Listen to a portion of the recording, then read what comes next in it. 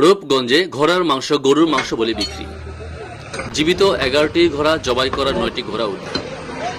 মোহাম্মদ শামসুল ইসলাম নাইমের রিপোর্টে বিস্তারিত। নারায়ণগঞ্জের রূপগঞ্জে প্রতারণার মাধ্যমে ঘোড়ার মাংস গরুর মাংস বলে বিক্রির অভিযোগ উঠেছে। জবাই করা 9টি এবং জীবিত 11টি ঘোড়া উদ্ধার করেছে আইনশৃঙ্খলা বাহিনীর সদস্যরা। শুক্রবার সকালে উপজেলার পূর্বাচল শহরের 10 নং সেক্টরের হারারবাড়ি এলাকার একটি প্লট থেকে ঘোড়াগুলো উদ্ধার করা হয়। পূর্বাচল পুলিশ ফাঁড়ির ক্যাম্পের ইনচার্জ হারুনুর রশিদ জানান, পূর্বাচল 10 নং সেক্টরের হারারবাড়ি এলাকার একটি প্লটে 20টি ঘোড়া জবাই করার উদ্দেশ্যে নিয়ে আসে একদল অসাধু ব্যবসায়ী।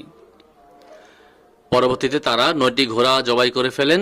শুক্রবার ভোরে স্থানীয়রা বিষয়টি টের পেয়ে পুলিশের হটলাইন 999-এ ফোন দেন। পরে পূর্বাচল পুলিশ ফাঁড়ি ক্যাম্পের পুলিশ সদস্য সহ আইনশৃঙ্খলা বাহিনীর সদস্যরা সেখানে অভিযান পরিচালনা করেন। আইনশৃঙ্খলা বাহিনী সদস্যদের উপস্থিতি টের পেয়ে অসাধু ব্যবসায়ীরা ঘোড়াগুলো রেখে পালিয়ে যায়। এ সময় 11টি জীবিত ঘোড়া এবং 9টি জবাই করা ঘোড়া উদ্ধার করা হয়। তিনি আরও জানান, পূর্বাচল উপশহরের নির্জন স্থানে রাতের আধারে অসাধু ব্যবসায়ীরা এসব ঘোড়া এনে জবাই করে গরুর মাংস বলে কম দামে উপজেলার বিভিন্ন মাংসের দোকানে বিক্রি করে থাকেন। মানুষ ক্রয় করে নিয়ে খাচ্ছেন। এ ধরনের অসাধু ব্যবসায়ীদের চিহ্নিত করে আইনের আওতায় আনা হচ্ছে।